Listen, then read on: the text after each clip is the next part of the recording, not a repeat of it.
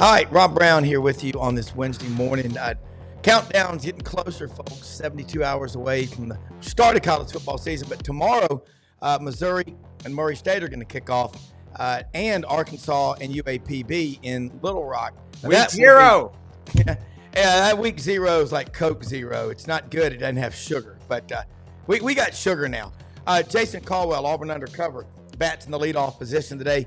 Then we'll head over to Columbia, South Carolina. Will Gunter talking about the Gamecocks. After that, Dudley Dawson, Hogville.net. Vince Ferrara, the sports animal in Knoxville up on the hill, gives us the latest up in Vol country. Hey, check Androids, iPhones, whatever. Allow notifications on your phones. And smash the subscribe box in the bottom right-hand corner. Yeah, or smash the box. I like that. QR code right there. Smash and the we'll box. get you rolling. So we got a lot to talk about today.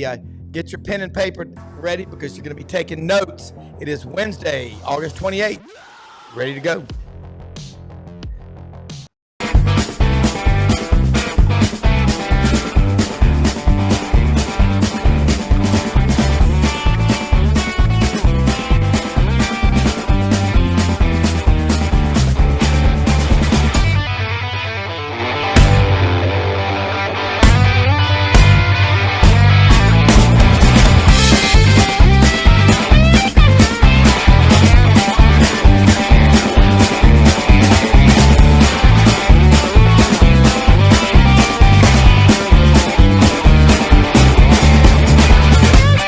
Sidelines with Rob Brown.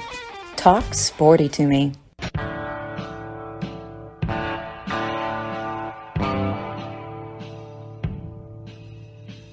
All right, Jason Caldwell, Auburn Undercover, bat to lead off with us this morning. Jason, I'll let you take the ball and run with it. We are 72 hours away from opening day, the first real weekend of college football. Narrative is a lot different at Auburn. Nobody's done a better job of chronicling Auburn's woes in the offensive line area. You said when Freeze took over, you had 2 SEC caliber linemen. Now that number's up maybe to 13, 14. That right there is a great start.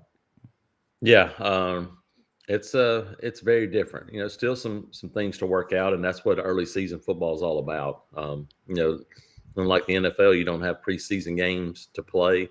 Even in high school, a lot of times you have jamboree games, things like that.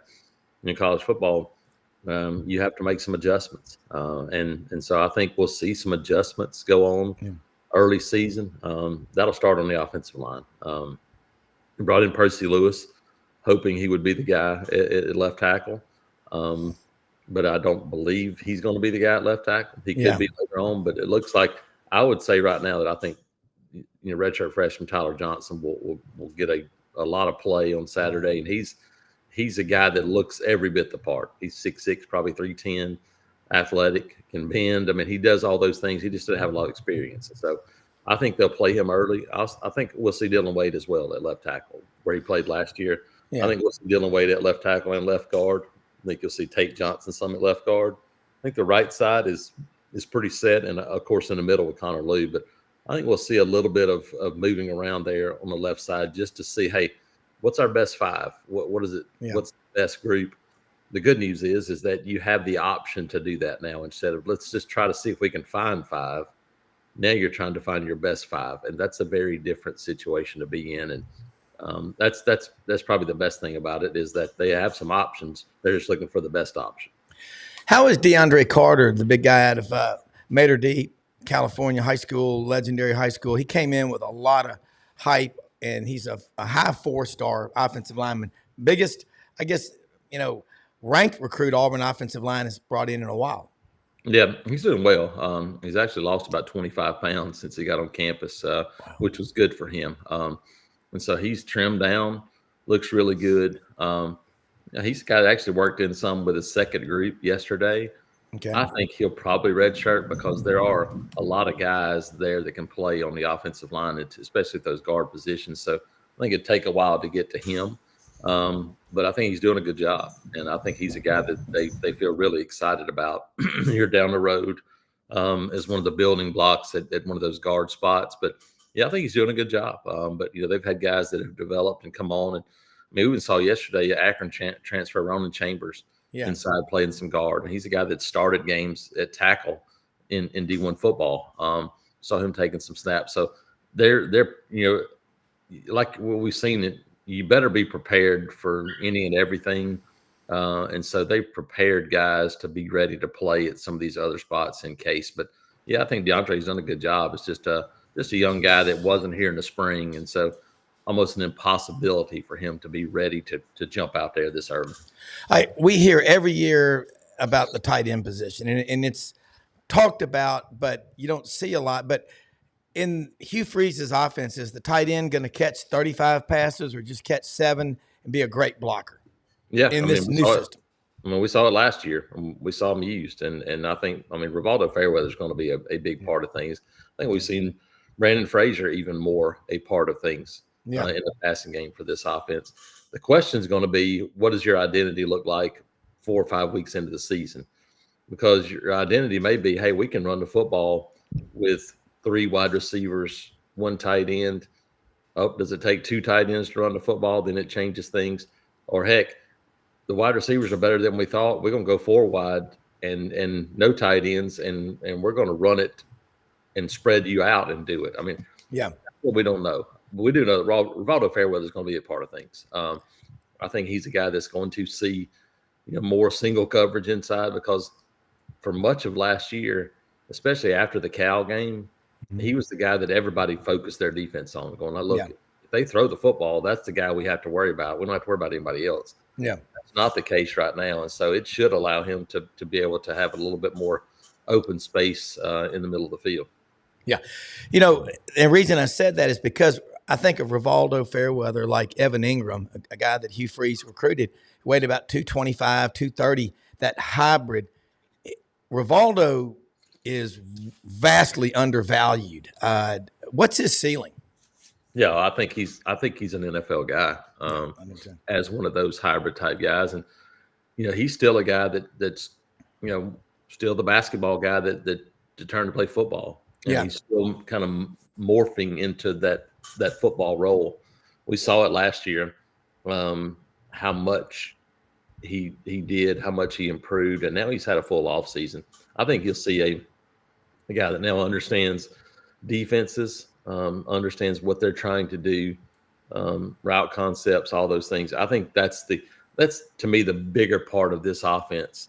It won't look a ton different in terms of how they line up, but how it will execute different is that there's going to be a lot asked of obviously Peyton Thorne at quarterback, but Connor Lew, and then those wide receivers, because they have to adjust the RPO. Going, look, if we get this look, we're throwing the football, and you better be prepared to run this route. And so that's why this is one where the young wide receivers and Hugh Freeze has talked about, especially Malcolm Simmons and Perry Thompson, because they weren't go through spring. It's been there's still some mistakes and some things to clean up for those guys. I think the other guys that have been here a little bit more sure of what they're doing. So now you when you start to get into game week and narrow down what you're doing and rep just those individual things more, it should help the young guys really start to go, okay, pick up a little bit more. Now you can add some things back into the offense. You just kind of throw everything at them those first 3 weeks and go, hey, swallow as much as you can. Now you can start to digest a little bit, and I think that'll help some of these young guys. Yeah, and I feel really good about the running back room. I think everybody does. And then you think about special teams. Real quick on McPherson. He's gaining weight. He's kicking more. But God, how many teams – it's sort of like Texas with Quinn Ewers and Arch Manning in the kicking room at Auburn, Alex McPherson and Towns Magoo. I want McPherson back, but Auburn's fairly blessed in that regard. What do you think is going to end up happening with McPherson? Yeah, I think it'll be a couple of weeks before we see him. He's starting to kick, but kicking a couple hours in practice and then getting ready to kick in a game is different. And so I think because of that, I think we'll see him ease into things. I don't know that we'll ever see him kick off and be a kickoff guy this year. Okay. I just don't know that will be a part of things. He's up to, I think, around 150 pounds. So he's gained back about 30 or so pounds, since this thing happened. And it comes back now in about 8 to 10 pounds a week, which for him is great news. The problem is that doing that, you're trying to add back the strength and the muscle and the things lost. And so that's the hard part of this. So the good news is you got Towns Magoo. Question how can you play this to where you can potentially maybe still try to redshirt him in 4 games, do those things, and allow Alex McPherson to get back and step into that role. They did add a transfer from Birmingham Southern who could potentially be a kickoff man. Yeah. So you have somebody that could be a kickoff man. Maybe Alex can then return to kicking. Towns can kick some early, still potentially redshirt. We'll just have to see. It's going to be a week-by-week basis to see, how strong he is, how good they feel about him kind of getting in that situation again. Yeah. All right, we got about 5 minutes left. I know you got a busy morning. Looking at the defense, DJ Durkin, he's been around the SEC. He knows it. He's got players, depth on the defensive line, the front 7. Let's talk about that. Yeah, I think it's the biggest thing. I had, somebody – I wrote a little bit about DJ Durkin's defense this morning, and somebody said, I bet he wouldn't have rushed just 2 guys on 4th and 31. I was like, well, he probably wouldn't have, but last year they could have rushed 6 and they wouldn't have gotten pressure. That was the whole point. You don't have that situation now. You've got more guys that can potentially get to the quarterback. Last year they had 2 guys, and when those guys got tired, it was over with. Now you have potentially more of those guys when you look outside at Keldrick Falk and Morris Williams behind him, a true freshman that can really run. On the other side, you got Jalen McLeod, Kieron Crawford, Jamonta Waller, even Joe Phillips. So you've got a lot more options just outside. And then on the interior, I think we'll see 7, 8 different guys potentially for 2 spots. I think they're going to rotate that many guys in the middle. And then you find somebody that, hey, that guy's getting it done. Then it narrows down the focus for that game.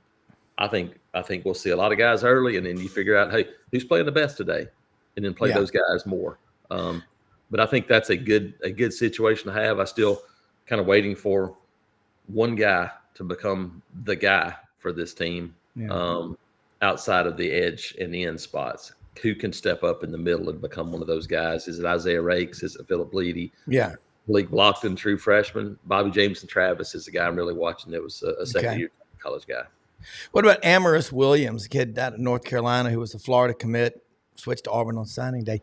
He's how mobile is he? Inside, outside, or have they dedicated one area? Yeah. Morris Williams is that he's from North Carolina.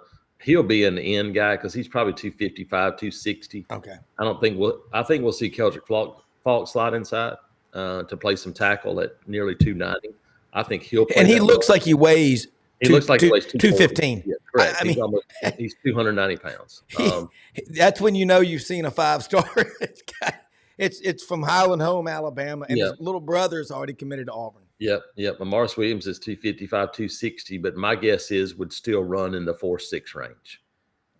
He's that kind of freakish athlete. Wow. And so I think when you put those guys, I think on 4th downs or 3rd and long situations, some of those things, I think you could see Keldrick Falk and Malik Blockton inside and Morris Williams and, Jalen McLeod outside, some situations where you could do those things and have, kind of the old rabbit thing look where you have a bunch of guys that can really run up front. I think they have the options to do a lot of those things. You can put Kieron Crawford and Jalen McLeod on the field at the same time. I think they're going to have a lot of different things to throw throw it offensive. Right. I got a question here from somebody. What happened? They said, why was Antonio Coleman out of Saraland, Alabama, held out of his game, I think, Friday night? Was that true? I got 3 people texting me on that. I'm going to ask Jason. It had some off-field issues. Still on the team, and that was dressed in warm-ups, then just didn't play. So we'll see what happens moving forward. But so far we've heard nothing from an Auburn perspective that would change things for them. So all right. And Eugene Asante, is he going to be the guy with the radio communication? I think so. We haven't really gotten any confirmation yet. I would think Asante would be one of those guys. Austin Keys, probably another one of those guys because Keys has played for Durkin before. So I think he would be one of those guys that might be a possibility, depending on which one of those is on the field. I would say those are the two most likely guys in the middle. And then, I thought maybe Jaron Thompson, if you wanted to do it from a safety perspective, where you could talk to the secondary guys. But I would say probably Asante and or Austin Keys would be the guys. Yeah, I told Eugene Asante at media days, I said, my nickname for you is the Bone Collector. I love that guy as a linebacker. All right, how do people follow you, Jason? And as always, thanks so much for taking time to share us, not just the people from Sylacauga, but a lot of people out there really love and respect the work you do. Yeah, you can check us out at auburnundercover.com, part of 24/7 network. You can follow us.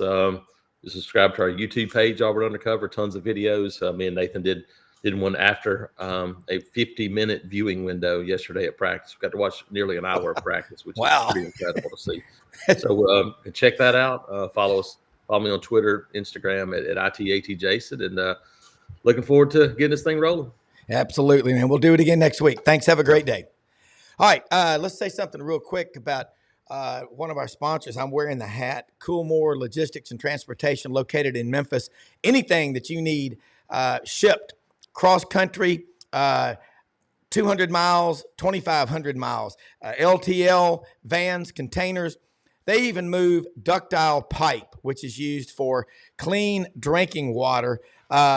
Companies like, American Cast Iron Pipe Company in Birmingham, they got to move it. They can use Coolmore Logistics and Transportation. Robert Weaver, John Dicken, the whole group over there. These guys get after it. You put the word out, you got to move a load.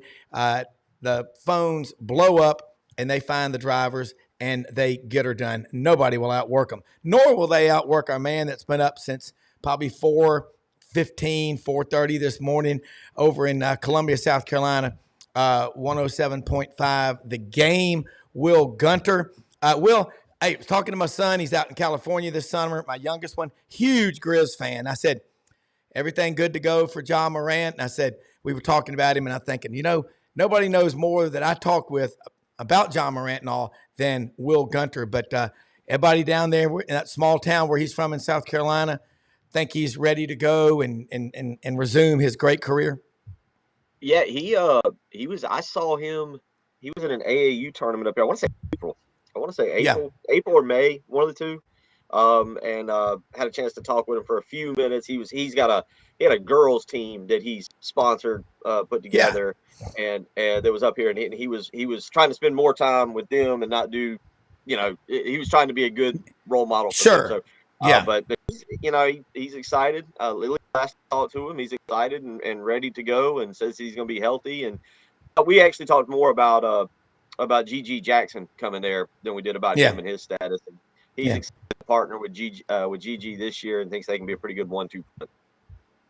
Well, I wish him nothing but the best. I'm a huge Grizzlies fan living in Memphis, and John Morant, obviously, my son Wilson saw him when I think John was a sophomore. They played at Auburn. He goes, Dad, I just saw the number 1 pick in the draft. Of course, he ended up being number 2, but compared to Zion, he's had a great career.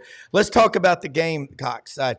By the way, I watched an awesome documentary on one of my favorite coaches ever, Frank Beamer, and Shane Beamer's in there a lot, holding the cable on the sidelines. I mean, he grew up in this culture. I don't know him. You do. You can't help but love the guy. His enthusiasm, his drive, his passion. Gamecocks got Old Dominion coming up, ODU Saturday. Who doesn't pull for Shane Beamer? Make a case for Carolina having a good year. I do. I love guys like him because I'm jacked up like JoJo the circus boy. I'll admit it. But the Gamecocks, 82,000 every game, doesn't matter. They love that school, and they love the Gamecocks. To answer your question, there are some coaches. Look, Kentucky does not pull for Shane Beamer. They do not like Shane Beamer. Tennessee, who we do not play. Tennessee does not like Shane Beamer. And I get it. Shane is, as you said, he's one of those overly optimistic people. Is going to find sunshine on a cloudy day and is going to be that guy. But and that's what the fan base likes. And there's a little bit of Dabo, maybe a good bit of Dabo Sweeney in him, where Dabo pushed that program at Clemson through some early years with positivity that maybe some people didn't want to hear. And I think Shane is trying to do some of that now. We'll find out on Saturday afternoon at 4:15, how this 2024 edition looks, and how the quarterback situation is. Is the defense better? Have they found the answer at running back with Rocket Sanders? What's happening at wide receiver? A lot of questions there, and sometimes that positive nature, it can guide your fan base and keep you going in rough times. But at the end of the day, you got to win football games, and there's a reason when you beat Kentucky. He's beaten them twice. They lost the first year, but Mark Stoops, they just had those wins stripped of them. So technically, Mark Stoops has never beaten Shane Beamer, and I think that upsets Kentucky fans even more. Yeah, and I think that's what Tony Barnhart was talking about Monday night at the Touchdown Club in Memphis is, those people that were at the game, they saw it, and you can't unsee that, but that's just what it is. Talk about the offense with your new quarterback at South Carolina. Last couple of years, you had Spencer Rattler. He had his ups and downs. I mean, hell, who doesn't in this league? But the offense, you've got Rocket Sanders coming in from Arkansas, a kid out of Rockledge, Florida. How good is he health-wise? I know he got up big. I think last year he weighed 245. Then he went to Dallas for his rehab and kind of just disappeared. But he's got a ton of ability. Yeah, in terms of Rocket, we'll kind of see what happens with him. They according to Shane yesterday, Shane had his press conference on Tuesday. Always has his press conference on Tuesday. They're not going to keep him on a pitch count or a run count, if you will. They used the word pitch count yesterday, but they're not going to limit him in terms of what he is expected to do on Saturday afternoon. Now, with that being said, I think they'd like to only get him 10 to 12 carries and have him really fresh for Kentucky and LSU in the coming weeks. And that's where it starts. We are really interested to see what this offense is, because you go from Spencer Rattler, who was not going to beat you with his legs, who was going to beat you with his arm, to Lenore Sellers, who can beat you with his legs. And also you get the return of Sean Elliott, who comes over from Georgia State, where he was the head coach and now comes in. And there's no doubt Sean Elliott will bring some of the parts of that run game, that zone read that was so successful with Steve Spurrier. Sean Elliott was here and on that staff, was part of that group that put together that offense for Connor Shaw just over about 12 years ago. And so how do does Sean Elliott come in and mesh that run game, that zone, both the RPOs, but also the zone read along with what Dow Loggins likes to do, which is more of a pro style system. So it's really going to be interesting to see the play calling. I go back to the spring game. We always talk about people being vanilla. South Carolina was extra vanilla. I mean, they didn't throw. I don't think there was a pass attempted of more than 20 yards down the field. It might have been 25. I can't remember. But they were very vanilla in that spring game. And I don't expect them to be very to put a lot of stuff on film with the magnitude of the two games coming up behind it. So I think what we're learning, what we want to see on Saturday night is, how does Rocket Sanders look? How does Lenore Sellers handle the play calls coming in? Does he handle clock management well? What does his scrambling look like? And then really it comes down to the offensive line, which is the huge question around here. Are they able to protect Lenore Sellers? Are they able to open holes for running backs? Well, you think about in this league, the wide receivers on a team compared to their importance 10 years ago versus the running backs. I mean, it's almost like a 180 reversal. But you still got to be able to run the ball. I mean, every time we think that we've figured it out, something new comes along. What kind of new wrinkles is South Carolina going to have in their offense that you maybe nobody's seen, that it's not off the record type stuff, but you can relate to us? Well, again, the question is how much of the quarterback run game do they incorporate? And look, I think I've kind of come full circle on this. I think you're going to see Robbie Ashford. Let me figure out how I want to phrase this. Yeah. Robbie Ashford and Lenore Sellers are not two different quarterbacks. Sellers might be a better passer, but it's not like Spencer Rattler, who was not a runner, and then you bring in a Wildcat-esque quarterback, if you will. Yeah. Ashford and Sellers are basically, when you prepare, you're preparing for the same quarterback. You're not.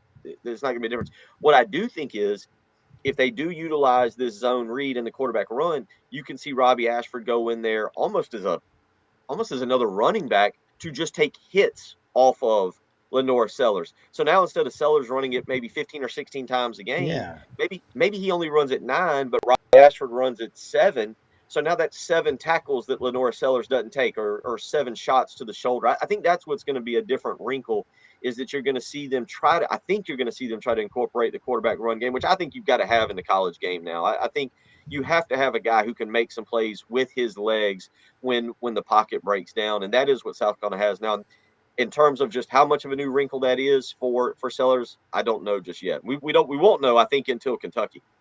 Yeah. Well, I mean, that schedule, ODU Saturday and then Kentucky and LSU, you're going to know after 3 weeks what you got. And it's hard to change your identity. Tigers don't change their stripes, or zebras don't change their stripes, just their watering holes. It's tough. Talent-wise, where does this defense rank with some of the other ones that Beamer's had in his first few years? What is this, year 5 now for Shane Beamer? 4. 4, okay. God. Talent-wise, I think this is the best he's had. Here's what stands out, and we knew this going in, but they released the depth chart on Monday, and it wasn't until you could actually look at it and you start realizing the depth chart they put out listed basically a 4-2-5, if you will. All right, so four defensive linemen, 2 linebackers. In each position, so 6 positions. In each position, you had 3 players listed, 18 total guys, those front 6, okay? 15 of these players have played 4 years of college football or more. 4 years or more, 15 out of that. So again, a 3-deep depth chart. There's 1 junior, Brian Thomas Jr. So he's actually a legitimate junior. And then there's two. There's a freshman in Dylan Stewart and a sophomore in Desmond Yumi-Zulu. And I say that because you're talking about your front 6, 15 guys in that 3 deep have played 4 years of football or more, 4 years of football or more. There is a lot of experience. And then you go to the back group, the back 5, and you've got O.D. Fortune at one cornerback spot, who's a redshirt senior. You've got Nick Emanwari and DQ Smith, who have played pretty much every snap since the first game of their freshman year. Jalen Kilgore started it, and he's a sophomore, played a lot last year. And then you got one other cornerback spot, which is basically going to be a true sophomore in Judge Collier. But you're talking about 9 positions out there, essentially, that are filled by guys who have played over 30 games, probably started over 30 games of college football. So how good are they? Hopefully they're pretty good, but they are definitely experienced. Well, I mean, that one of the most impressive charts that I look at is the number of guys you've got on your roster that have played in 20 or more games or started in 30 or more games. And when you get that experience, that can overcome, even in some cases, talent. I mean, a guy that runs really fast as a linebacker, if he runs past the play versus making the play, you know what's better. I mean, and that's why we got to, look at the greatest running backs ever, like Emmitt Smith. He didn't run a 4.40. He probably ran a 4.6, but he had that competitive speed. South Carolina this season, everybody, all you hear about coaches is they're on the hot seat. They're on the hot seat.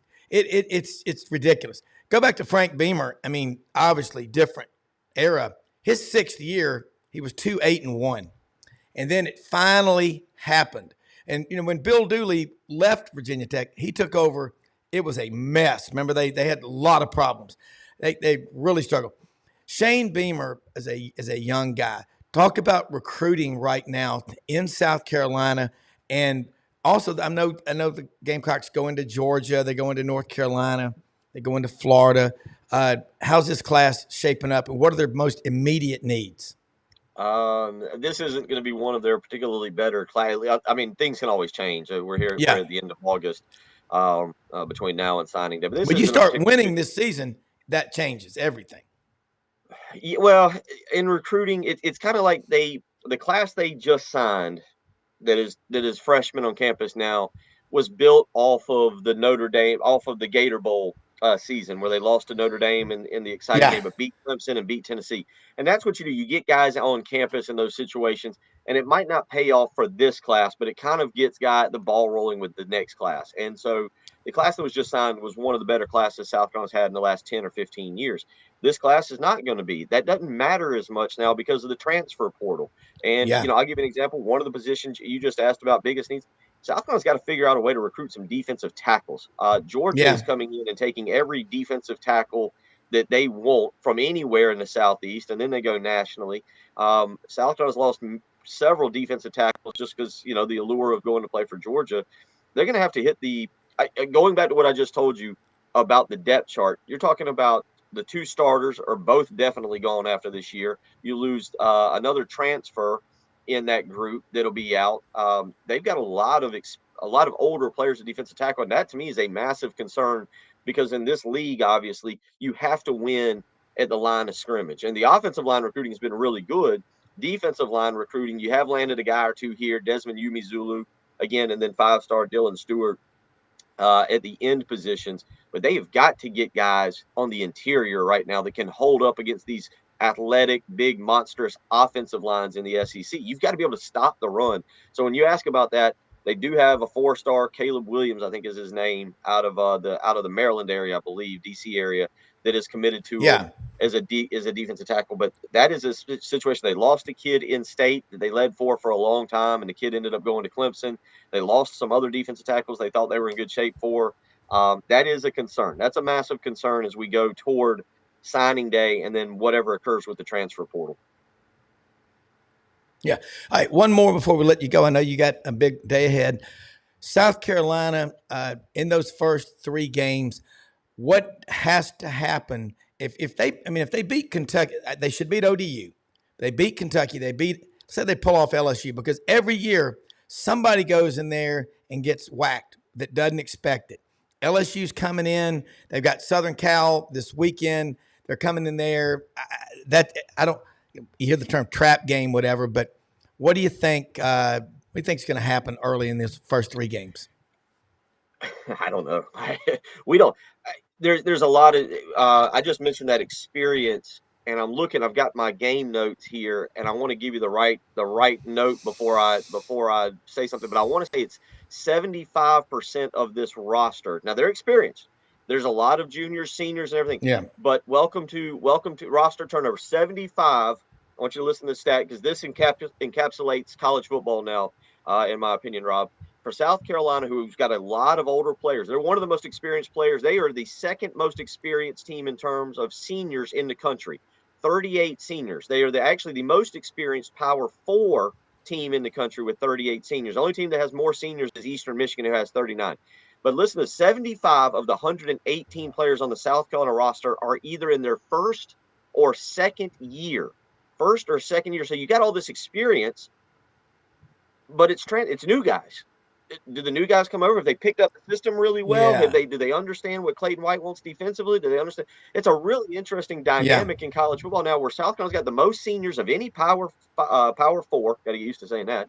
Power 4 team in the country, and they're only they're the second most behind Eastern Michigan. But yet, 75 of these guys, 75 of players on this roster, are first or second year guys.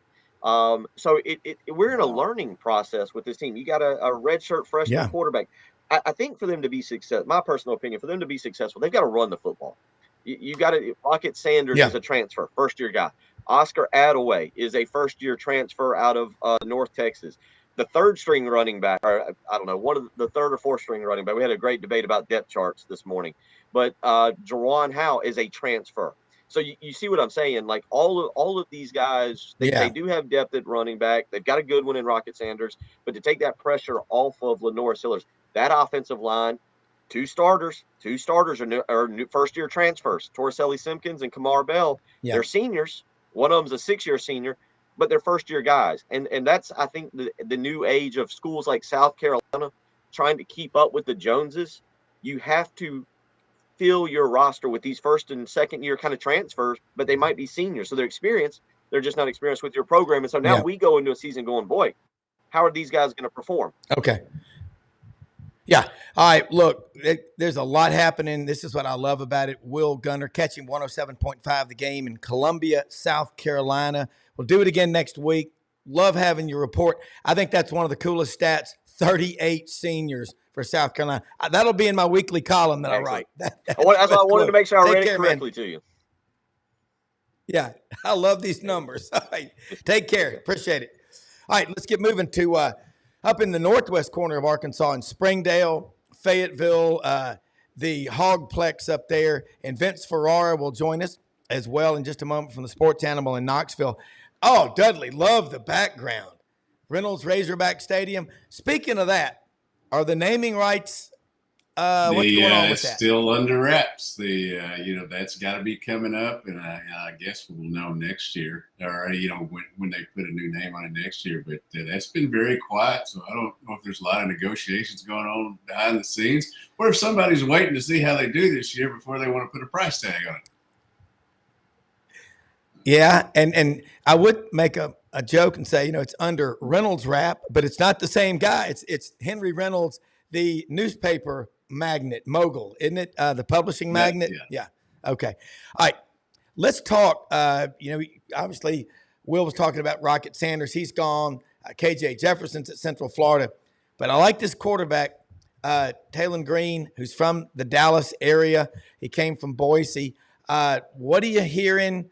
And I know you don't have a whole lot of access at practice, but you got your sources about the offense and Bobby Petrino and the new things that he's going to try to do. Let's start with they like each other. That was a problem last year. NIL, personalities, the piece of the pie being too big for some people and not big enough for others, apparently. And what turned out to be a bad hire, Dan Enos, all factored into. And I got to mention Rocket Sanders too. He was never healthy, the full year last year. They expected him to be the bell cow, if not the best running back in the SEC, one of the best. But he couldn't stay healthy, couldn't get that burst, didn't practice a lot. It just never was a good mix there last year. And, you look back on it and you can see little things. Once the season came along, you didn't get to be in practice the same way it'll be this year. So you didn't see maybe some of that tension and whatever. But you could see it on game day. As you were mentioning, the quarterback, Talon is Bobby Petrino's handpicked guy. There were several guys out there that he could have gotten. He chose this guy, and he's, I don't think he's a finished product, but he is somebody that has shown a lot of potential, and now he's working with a great quarterback coach. And, you have to give Coach Petrino credit for that. The quarterbacks don't go backwards under him; they go forwards. Yeah, and like Will said just in the previous segment, it's really important to have a quarterback who can get in there and run, or a backup quarterback who can take some of those hits that your starters got.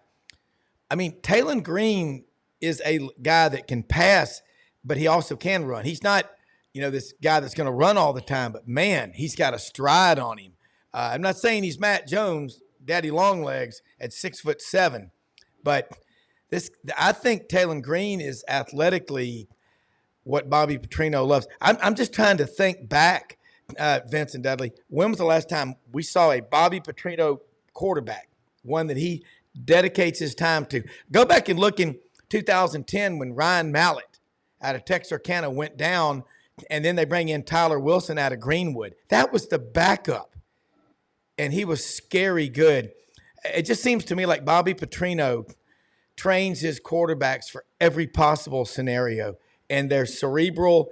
They know the playbook. I think that's something that Talon has talked about in his meetings with the media post practice. How prepared they are, how everybody is in a situation where they're going to know exactly what they're doing, that you read it. That you can't read the play once it starts. You've got to know what you're going to do ahead of time. So obviously you make quick decisions and all that, but you've got to know what's going to happen before it happens, which sounds stupid, but in a football situation, that's got to be the thing. And he's always done a great job of preparing them. I'm excited to watch them play on Thursday night. Me and Allen Iverson don't like practice. We like games. And looking forward to seeing what they got and really to get some kind of, your numbers. I heard the previous guest toss out that senior number. In this ball game on Thursday night in Little Rock, there will be 148 players eligible to play. 63 scholarships for UAPB, 85 for Arkansas. Out of those 148, 88 of them did not play for their team last year. So I was supposed to predict how the game's going to go. Wow.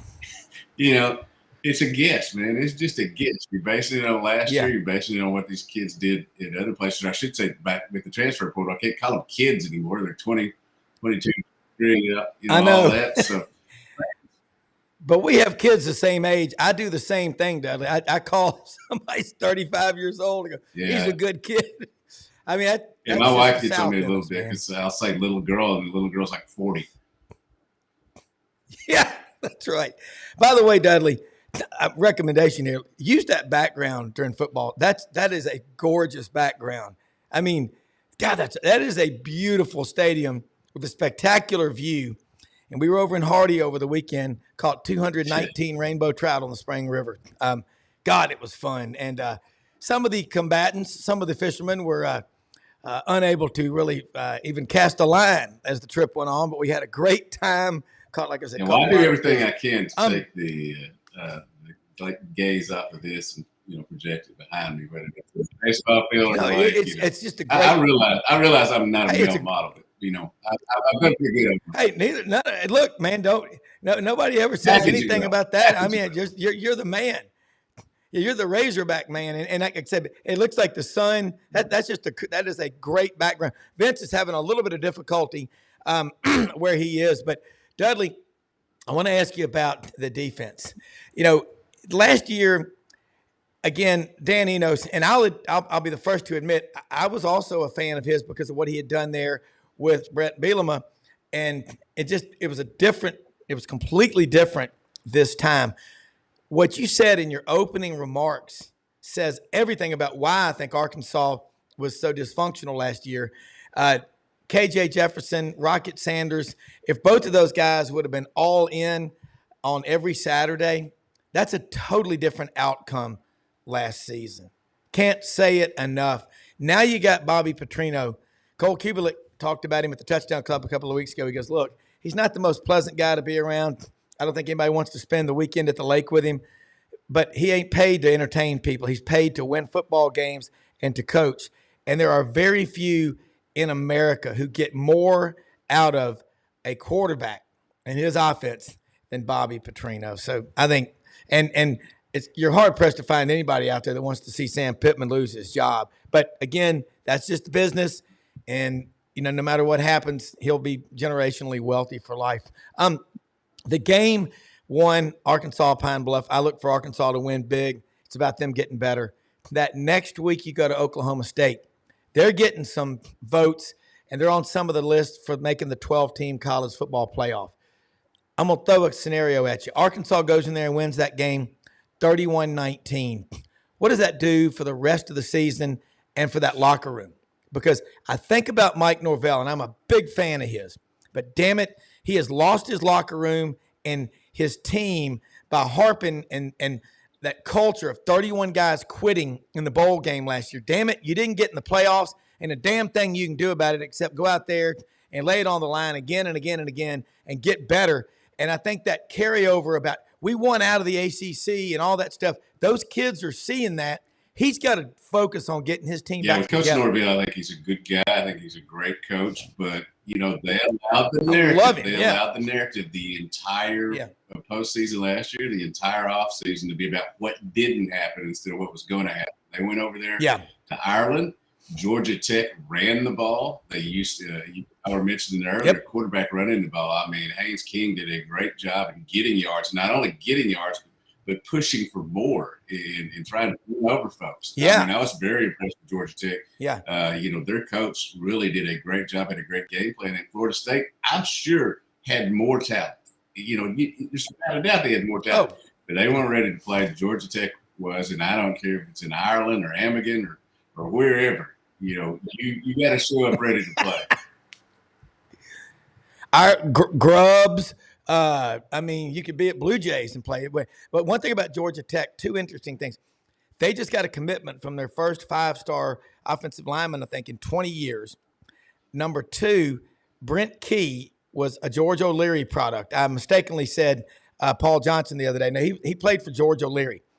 And he was on the Georgia Tech team that beat Georgia 3 straight years. Another interesting fact about Brent Key, since he took over during the season a couple of years ago at Georgia Tech down on the flats, Georgia Tech is against DC, Assembling Rec. They've got money. They've got a lot of engineers. They're starting to figure out what's going on. So you go, Arkansas wins in Stillwater. Let's paint that scenario. What does that do to the locker room there? Because you know what, Sam Pittman, I see he's a guy that loves Arkansas so much. He ain't gonna get in the way of progress. And if Bobby Petrino's getting the credit, he ain't gonna care who's getting the credit as long as they're wearing a Razorback jersey. That's just my take. Well, it is, it is a huge game. It will set the narrative for the season. If you lose it, you're going to be 1-1. You've got a tough schedule ahead. You're not going to get to where you need to be. The drum beat will start if it hadn't already. As you said, everybody thinks Coach Pittman's a good guy. He is. It's just business, and you can't do this same thing again this year. Obviously, they've made a lot of changes, but if they were to win that football game, and that's going to be tough, Ollie Gordon, is the nation's best running back, or at least one of the nation's best. They've got a real good football team. I listened to Coach Gundy's press conference for one of the Dakota states that they're playing this weekend. He feels good about his football team. They've sold out season tickets over there again. It has a lot to do with what they've done in the past and what they believe in the future. It would be a huge upset. It would get Arkansas back on the scene. Now, you would still have to go out and continue to get better. Yeah.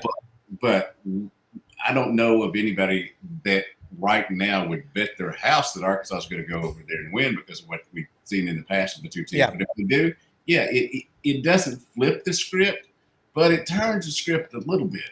Yeah. And you have to continue to add on to it. But it's a huge, unbelievably huge game for them. And, you better go down and take care of UAPB. They've had times where they've started the season against these lesser foes or foes with lesser scholarships and all that, and hadn't been ready to play. Yeah. In week one, and it's week one. It's not week 0. I don't care what anybody says. Week one. You've got to be ready to play, or the other team's going to be, because this is their Super Bowl.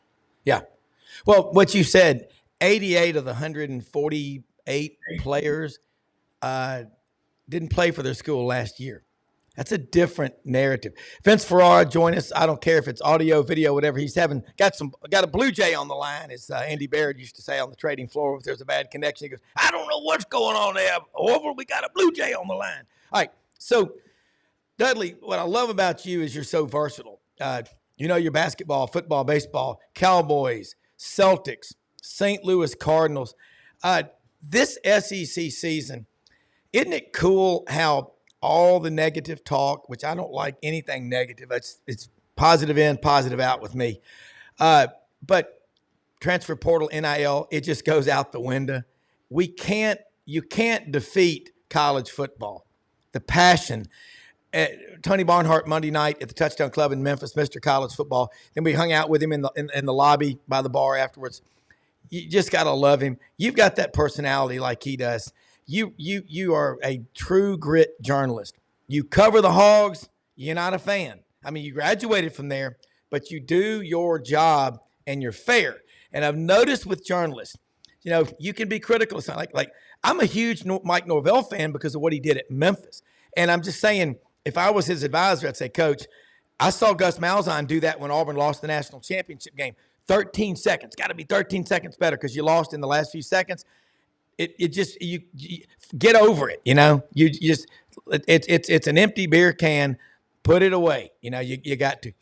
I look at Arkansas, and we were talking. Oh my God, a lot of Hog fans there the other night.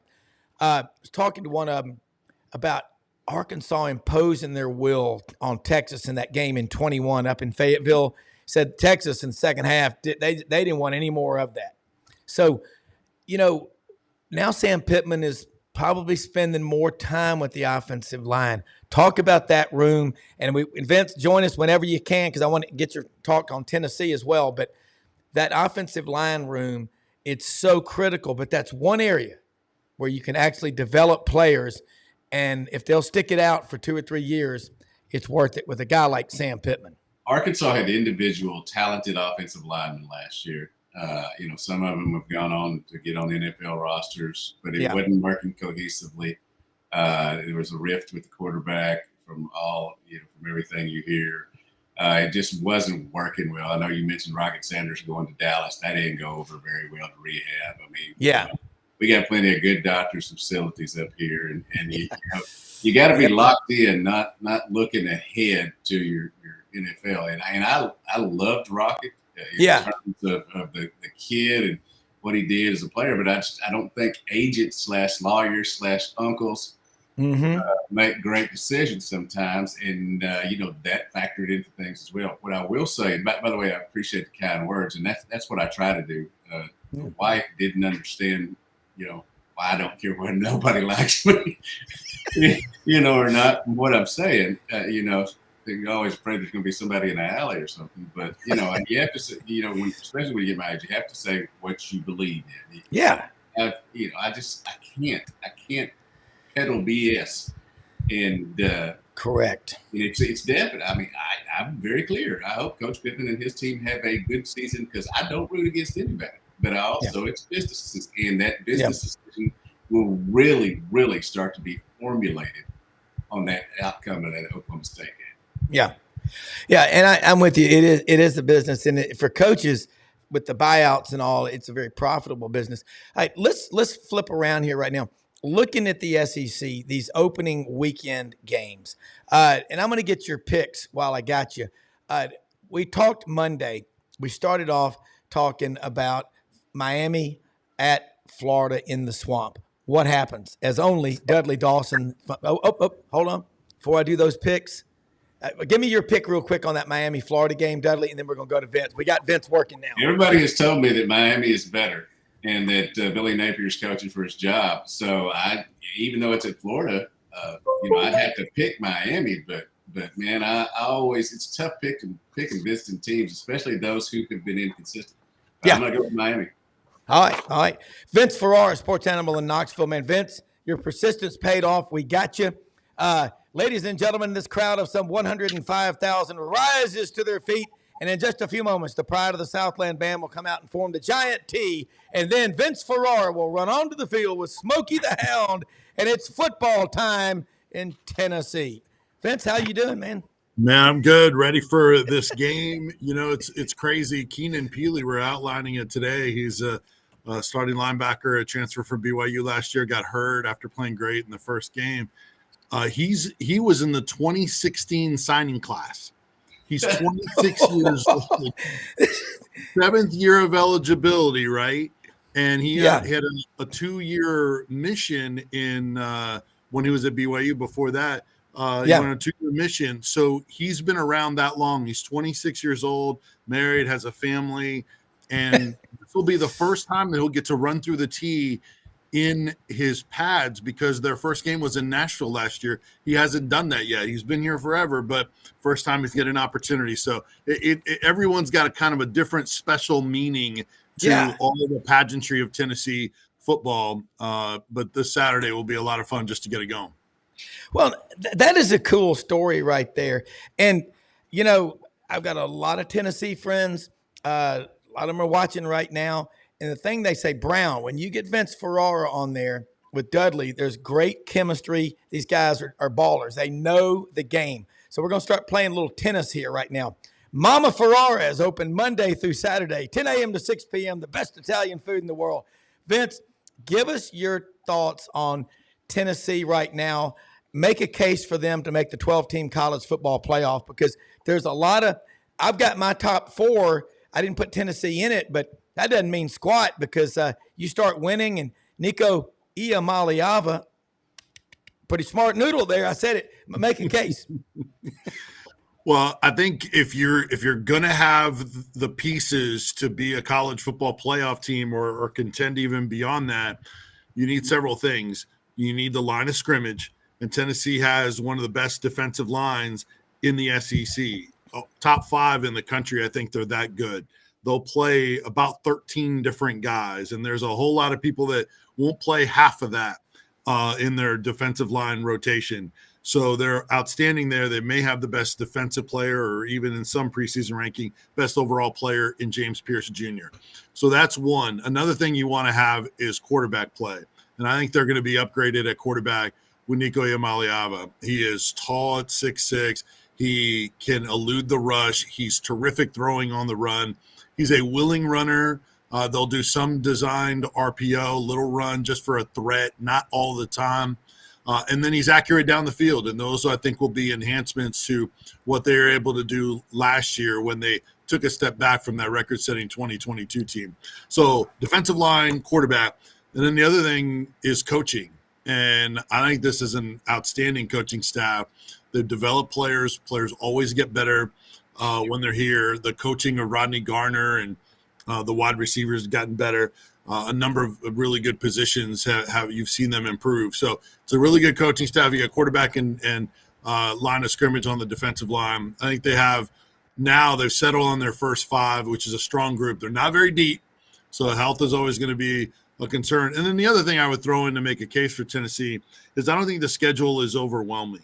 It doesn't have a gauntlet. Yeah. I think it's manageable. It's top heavy with Alabama and Georgia. Oklahoma is in the upper level, but they have a lot of teams that don't have big preseason expectations. Just like with Missouri last year, you never know on who's better. But the schedule, to me, is not a deterrent for them having a success this year. They're good at quarterback, and they're a little bit better on the back end with all those transfers. Then I think this will be a playoff caliber team. You know, Dudley, one thing Tennessee's got, they got a chancellor, Dondi Plowman. I'm not going to be surprised to see Dondi Plowman and her committee that she's formed and some of the Haslams running through the tee at the Alabama game this year. I mean, she loves football. Cousin Mark Ham is on a committee with her, Audrey's cousin. They meet every month and just said, oh, my God, this woman, let's just say she exudes confidence. And I think the Haslam family and Pilot, what they've done, Dudley, it's pretty cool to preserve that General Neyland's name stays on that stadium is powerful stuff.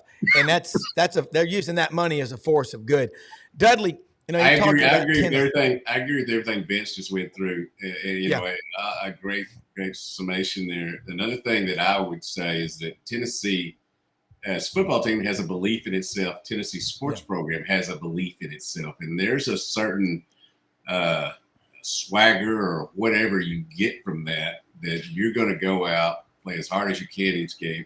And even if Tennessee, I'm sure Tennessee's not going to go undefeated, but if they do lose, they're going to lose to very good teams that are probably going to be in the playoff. So I think they're going to be one of those teams that we go down the line there that are going to be pushing to get in there at the very end.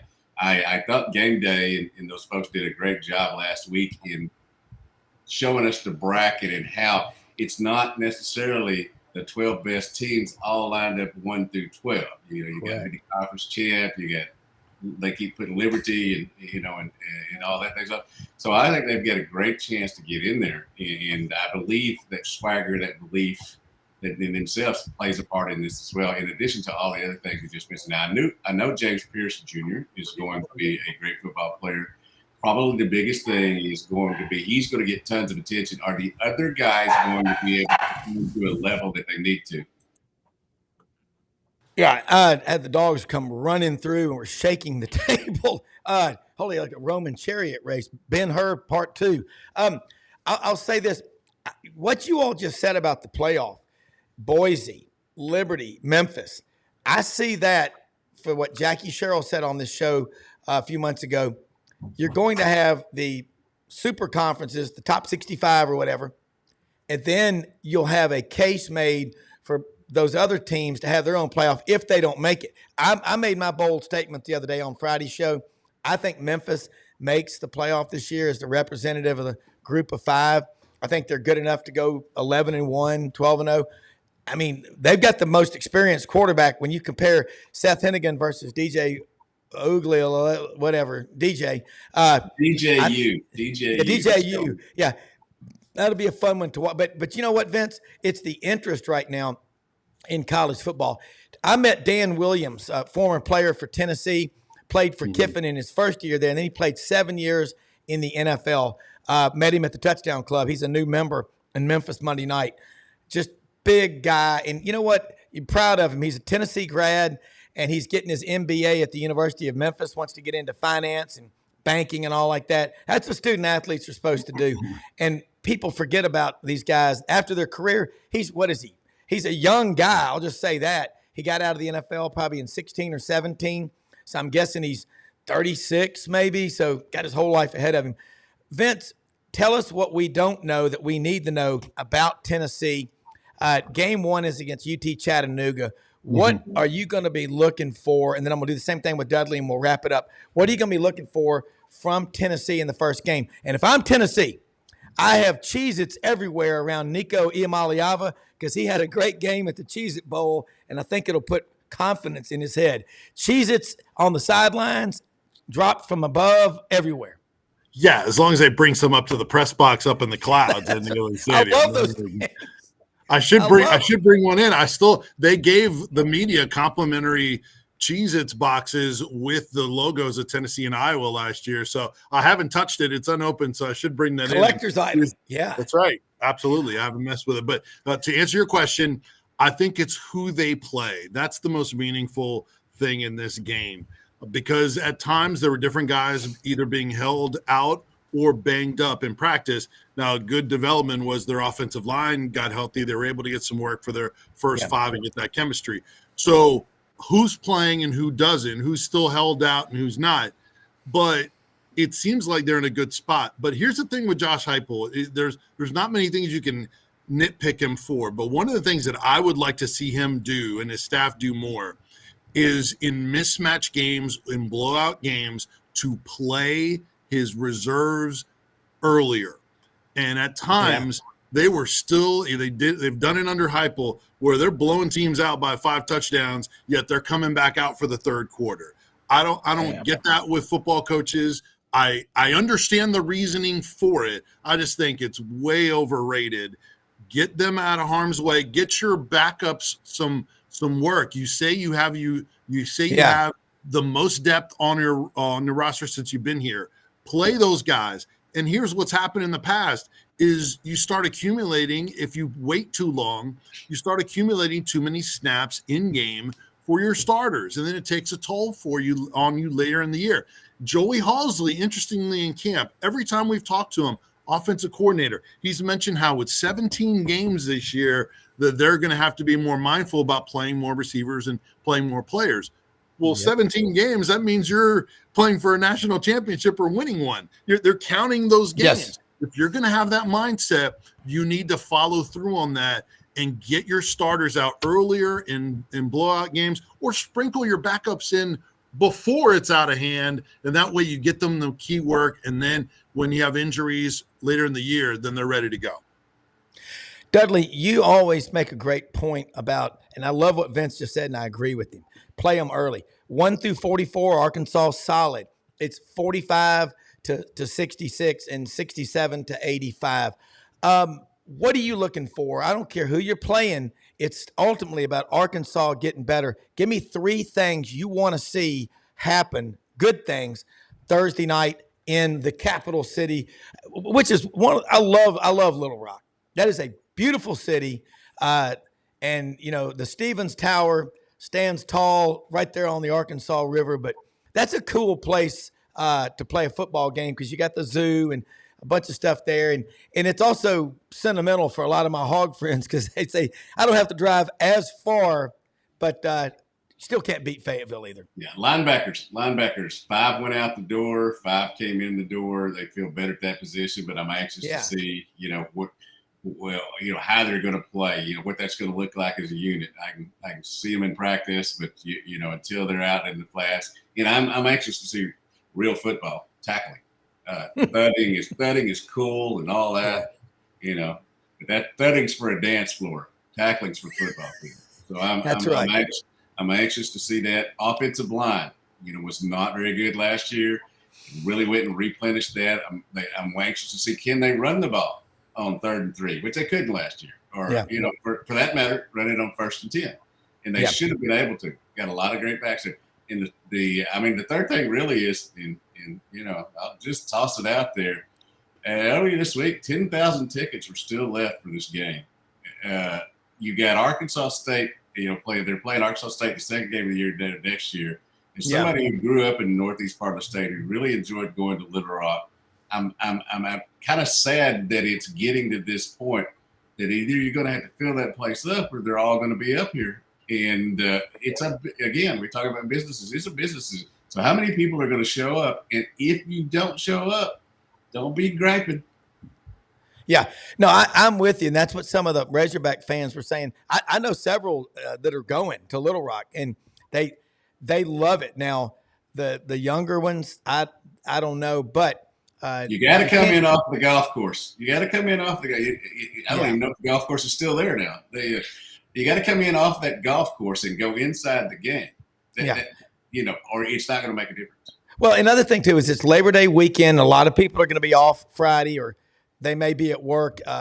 In present, but not really into it. So might as well take off. I love it, Vince.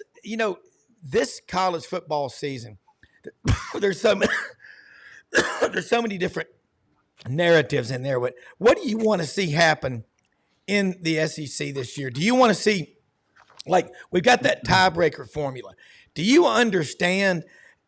There's so many possibilities. We could have an 11-1 team and 4 or 5 10-2 teams. Is that good or bad for the league? Is that parity or is that just cannibalization? I think if you have that kind of strength at the top, yes, that means you're going to have a bunch of really bad teams. But I still think that's how you're going to be judged because of the scoreboard. And if you're that deep in playoff teams that you get in and contenders for it, even though you have to give some of those losses up on the bottom end, I still think they will be lauded as the best conference. And it's basically a competition with the Big Ten. What I don't want, because I'd like to see the SEC eventually go to 9 games. Yes, I don't want the SEC to be rewarded is maybe not the right way to put it, but if the SEC makes out like a bandit with 8-game schedules and they get a bunch of teams in, that'll be the data point that everyone needs to say, see, we need to stay with 8 games. Why do we need to change? This is working for us.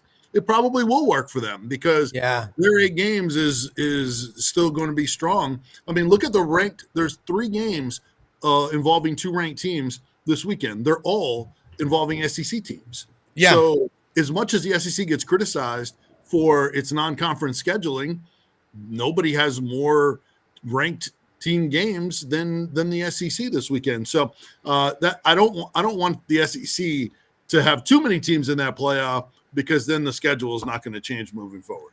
One other thing, I think maybe the most important thing in college football this season is not going to happen on the field. It's going to happen off the field.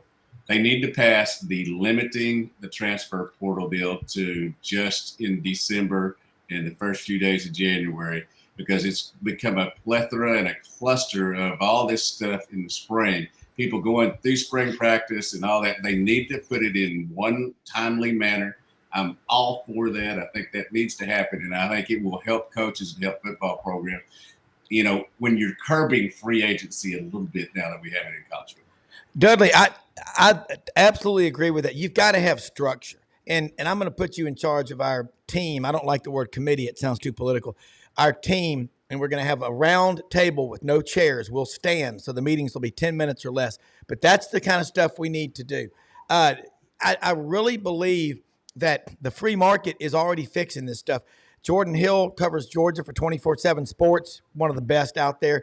He said one thing Kirby and Dan Schumann and Will Muschamp and Mike Bobo and the Georgia staff do is they talk to the kids that might be a number 2 or a number 3 and say, man, look, it's a free country, dude. You can transfer, hit that button. Go ahead, hit it. Ring that bell 3 times. That's all it takes. All right? But you stay here, you're more likely to get developed. You may not be drafted, but you might go as a free agent, okay? But you stay here, we're going to develop you. So the guy I know, several people that are working in collectives that run them, they said, in the past, it was the 3 C's when it came to recruiting: clothes, cash, and cars. Now it's the 3 C's: campus, culture, coaching. Dudley nailed it. Right? Chicks have got to be in there too. Oh, absolutely, babe. Absolutely. I got to have women. I mean, a good-looking women on the, the recruiting hostess and stuff, and getting them in there and seeing that culture. Vince, what else besides what Dudley said can we do? And also the December signing period, with the portal being open, and then you having to retain and recruit your current players. That's why some of these bowl games, the coaches, you look at them, you're like, that team didn't look like they were prepared, because the coaching staff doesn't have time. Yeah, everything's going on now with the playoffs. You have to recruit. You have to recruit your own players. You have to prepare for more games, including playoffs, potentially multiple weeks. Josh Heupel was asked about that scenario last year. It's only going to get worse. And if that's the only time that there's a window for the transfer portal, guess what? There's going to be even more players that are going to go through. It's just going to shift when they go. I don't think it's going to limit the number of players that go. And there was like 2,700, a record last year. So I think it's going to be a mess for them during that December period. I just don't envy them at all anytime, much less during that period. I'm sorry, guys. I gotta. We gotta get coming in here, so they're gonna kick me out. No, Vince, look, catch him on the Sports Animal in Knoxville. Dudley Dawson, Hogville.net. Both of y'all, great show. Got everything worked out, but that's what we'll talk about next week. Is just limiting on that portal, man. Look, we live in the greatest country in the history of the world. God bless America. Whatever this bump music is, it's awesome. We're looking to bring Chuck Level on, who is a keyboardist with the Allman Brothers, the Rolling Stones, and Pink Floyd. Late September, says he wants to come on our show. He's a huge football fan. So, man, I don't know what this music is, but crank it up, man. We'll see y'all tomorrow. It's bump music in the podcast world. Thank you.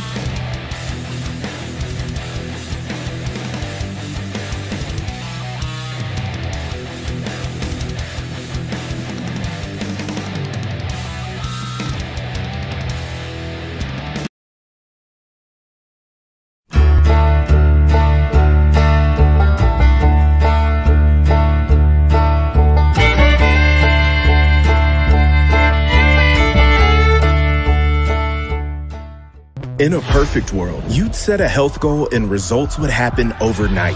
In this world, the real world, it takes time, dedication, and the right support to achieve your best self. The Vitamin Shop's health enthusiasts are here to make sure you're not wasting a single moment on the wrong supplements. From the highest quality sports nutrition and superfoods to the most sought after trends, you'll find a huge variety of science-backed solutions for every goal, and the people to help guide you along the path to greatness. Unbelievably, every 2 minutes in our communities, a child is either bought or sold for sex. I am Ari Dickey, board member for the Nashville Anti-Human Trafficking Coalition. Join me and millions of others in our fight against human trafficking and for its victims by helping to educate the most vulnerable among us, our middle and high school students. Go to nhtcoalition.org, become a partner, and help keep our families safe, because none of God's children are for sale.